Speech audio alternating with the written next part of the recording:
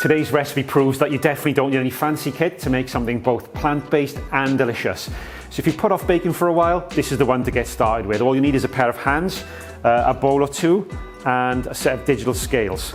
We're going to make some fruity spiced oat biscuits, and for the fruit I'm going to use cranberries. They liven up the oats really well, but if you want to freestyle it and use a different dried fruit, go ahead and just make sure that the pieces are nice and small so every biscuit has its fair share of fruit. Oats next, and I'm going to use jumbo oats. I found that porridge oats give a slightly powdery mouthfeel for these cookies. I'm going to set the oats and the cranberries aside for later. Next, onto spices. I'm using ground cardamom here. If you're not a fan of cardamom, then you can swap that for cinnamon. Sea salt and some baking powder and some flour. I'm using white spelt flour here, but you can swap this for all-purpose or for plain flour, but don't use self-raising flour as that contains raisin agents. I'm going to give this a quick stir through to make sure all the ingredients are evenly distributed. By the way, whilst you don't need fancy equipment to start baking, you do still need to weigh your ingredients accurately. I've weighed everything today on a cheap set of £10 digital scales. These actually go up to 2 decimal places, which might sound like overkill, but for certain ingredients like salt or baking powder, which are quite important, the more accurate you can be, the better. Next, I'm going to use some orange extract, and think of extracts in baking like you do stocks in cooking.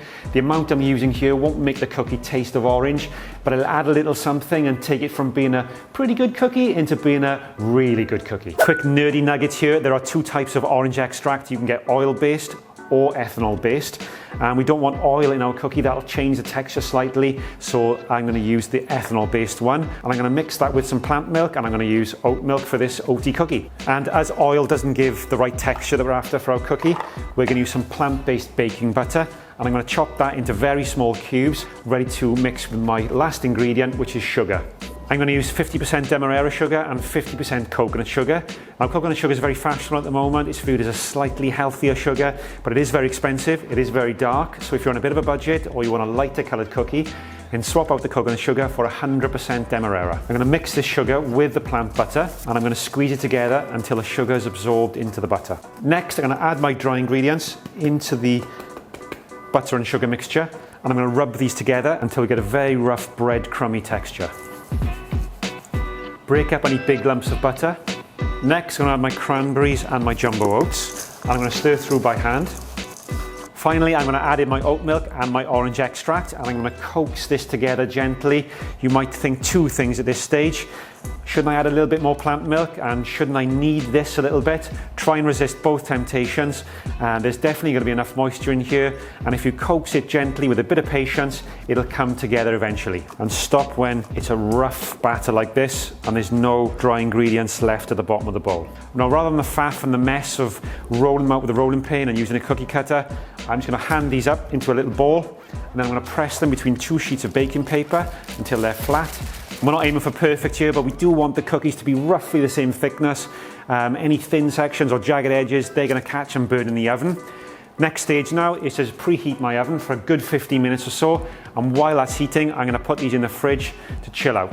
My biscuits have been chilling for 15 minutes or so. My oven's up to temperature, so I'm going to bake them straight away. If you want though, you can keep them in the fridge and bake them anytime you want over the next couple of days.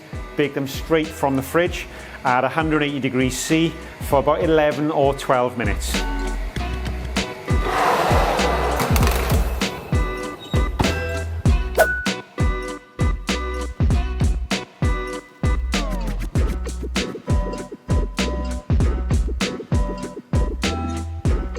These have been cooling for about 10 minutes. I can't wait to taste them.